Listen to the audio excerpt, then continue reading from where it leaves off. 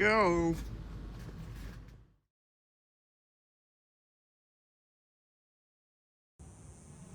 Hello, welcome to Keegan's Contraptions. This is my relatively new YouTube channel where I work on various mechanical and electrical things, hence the name. But this being the first video, well, first professional video, I'll be working on this. This is the engine out of my project car, which is a 1969 Renault 16. Renault released the Renault 16 in 1965, and all things considered, it was a revolutionary car. It was considered to be one of the first hatchbacks, 15-20 years before the term hatchback even existed. It had things like a folding rear seat, front-wheel drive, things that we take for granted today but were really forward-thinking back in the day. Now, the engine specifically is a 4-stroke inline 4-cylinder with a displacement of 1,565 cc, or just over 1.5 liters. It has an all aluminum block, an aluminum head, and it's backwards. The way Renault designed this car was it had a longitudinally mounted drivetrain, front-wheel drive with a transaxle style gearbox. So the gearbox actually goes right here. Now, another quirky thing about that is the engine is all the way in the back of the engine bay. There's nothing on the back of this engine because there's no room for it. So they had to figure out a way to put the accessories on the front. That's why the water pump is above where the gearbox would go. Now, the way they actually decided to drive the accessories is, again, abnormal. Down here you have your clutch and your flywheel, but you can see there's nothing being driven by the flywheel. The accessories are driven off the camshaft, which is what this is here. There's a pulley that goes here that drives the water pump, which in turn drives the alternator. Now this gets even weirder if you had a car with AC, because you had a giant rubber coupling that would bolt to the front of the camshaft pulley, which would directly drive your AC pump bolted to the top of the gearbox. With all of the fun facts out of the way, we'll get straight into disassembly, starting with the carburetor and manifold. First to go is the mounting hardware, linkages, fuel hose, and PCV system. There are an array of carburetors Renault installed on these vehicles. Earlier versions got a single-barrel Solex or Zenith carburetor, while all the rest came with 2-barrel Weber or Solex carburetors. Mine is going to get a Weber 32DIR, a 2-barrel. My goal in this video series about my Renault 16 is to give you guys a good look at what's involved in rebuilding one of these engines, as well as a vlog on my progress in getting mine back on the road, though for now I'll stick to just the engine. I wanted to create some videos on this car, since there isn't a lot of information readily available online, especially on YouTube, unless you know where to look. And especially not any videos of a technical nature on YouTube, save for a few over on the channels Spark and Plugged. This engine has a single cast iron manifold, accommodating both the intake and exhaust.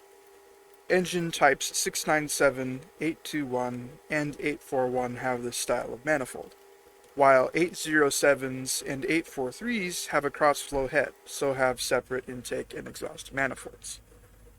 A byproduct of the single-piece design is the two lower inner studs cannot be reached with a wrench or ratchet, so Renault used these kind of long cap nuts with a socket hex head or Allen.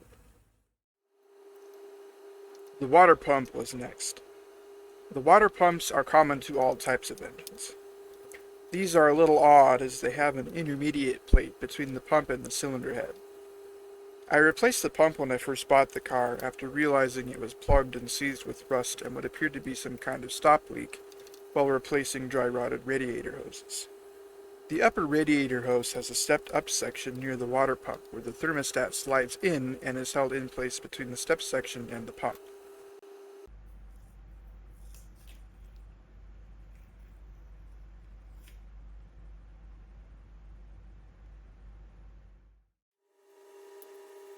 Next in line was the alternator bracket and the rocker cover. The alternator bracket was pretty straightforward, however the rocker cover was another problem. This type of cover is held down with 3 thumb screws with rubber inserts. The brittle rubber, combined with galvanic corrosion, meant that they did not come off easily. They were also completely caked in dirt, so I didn't even realize these were thumb screws until I got them off and cleaned. The other type of rocker cover are the ones found on the 807 and 843 cross-flow engines and have spark plug tubes.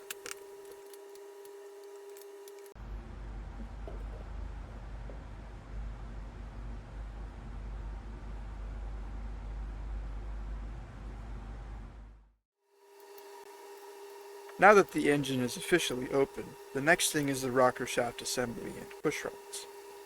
This is held on with 3 standoff nuts, whose top threaded section is what holds the rocker cover. There is also 2 bolts, and all with washers. The crossflow type engines 807 and 843 have a different layout, with 2 rocker shafts accommodating the intake on one side and exhaust on the other.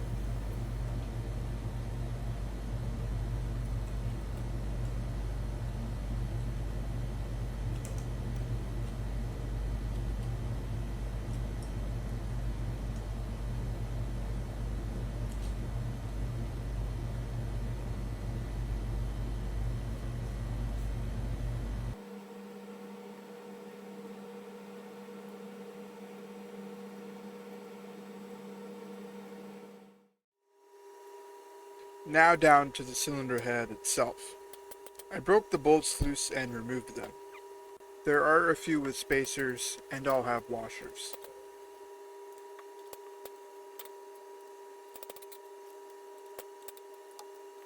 While I do this gives me a bit of time to mention a few things. All engine types share the block, and thus all share the same layout.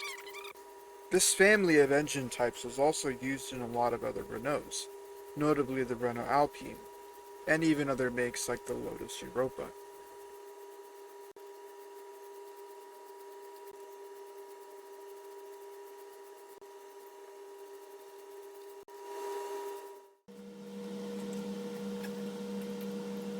The workshop manual says not to pull the head straight up, but to break the gasket loose with a twisting motion. Otherwise you run the risk of prematurely lifting the cylinders out of the block. This starts with getting it loose by using a mallet to strike the head at the corners. Mine was just a bit too stuck for a mallet, so I ended up using a block of wood and a normal hammer. You can pick that up with one hand. Awesome. Once loose, I leaned the head up and removed the tappets or lifters. A couple things to note here. This is a flat tappet engine, so it does require a high zinc oil, or zinc additive. The tappets are all the same for both intake and exhaust in all engine types, and the same goes for the pushrods in type 697, 821, and 841 engines. The crossflow engines have a shorter pushrod for the intake valves. After this, the head did take a little more finagling to get the edge of the head gasket free.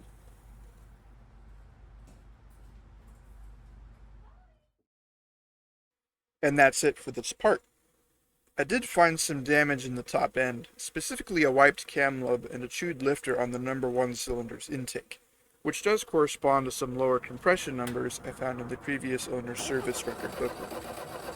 There is also a little bit of damage in some of the other lifters, though nowhere near as severe as number 1. And that's a wrap. Next part is going to be the rest of the teardown, and after that the rebuild. Though it'll be some time before that happens because I have to wait for some parts to come in from overseas. I hope to see you guys in the next part.